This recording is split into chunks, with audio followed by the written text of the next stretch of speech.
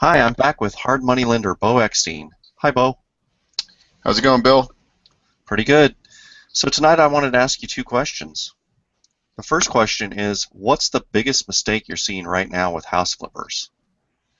Okay. Well, I think everybody's trying to get in, or it's kind of like a frenzy mentality, like I saw back in 2005 and six, which always scares me now because of what happened in the downturn. But I do think we have a good market going ahead.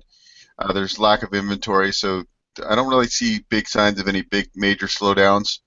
But what I do see is investors jumping in, having success, and then they think they're going to become billionaires, and they go out and try to get 15 projects going, and they get that whole mentality that more is better. And what I've seen with a lot of investors lately, even in such a good market, is they have so many projects going on, they don't manage the projects. And a project they were going to have maybe $300,000 of profit in, they walk away with a negative. Yeah, they're getting negative.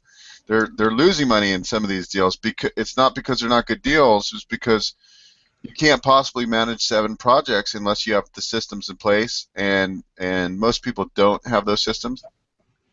So I think my biggest suggestion would be is that more is not better. Just focus on the deals you have, and hone your skills, and take that money that you make and put it in some passive investments, and maybe not put it back all on the monopoly table, because it's just that investors, people in general, have that tendency just to get very excited, which I understand. I do the same thing, but you gotta take a deep breath and realize that you need to focus, and just it's okay to hit singles and doubles. You don't have to hit a grand slam every time at bat.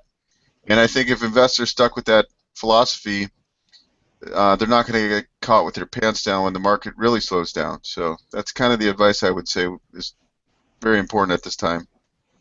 Okay, so besides managing, the properties you own, especially for new house flippers, is there any other advice you might want to offer besides, limiting kind of the number of properties you have? Is there anything else that you see that they're doing wrong?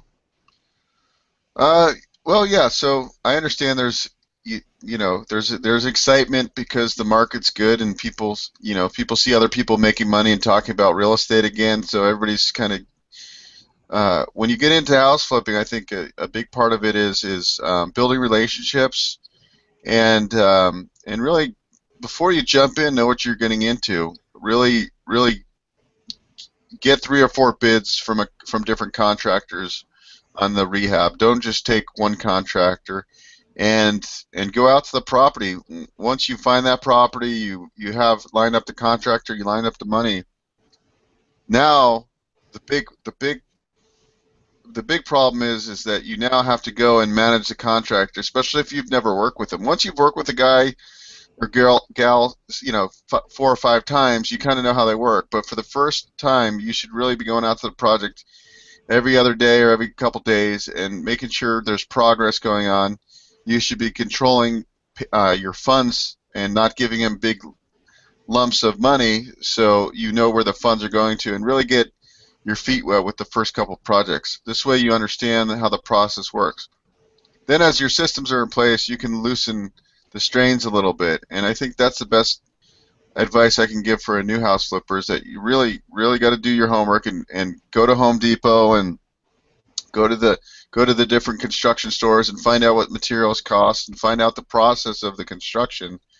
Because a lot of us that got started, like myself, had no background in construction, but you have to have a common level of understanding, so you can work with your contractors, and get things done, and everybody walks away happy. Okay, great. That's really good advice. All right, we'll talk to you next time. Thanks a All lot. right. Thanks, Bill.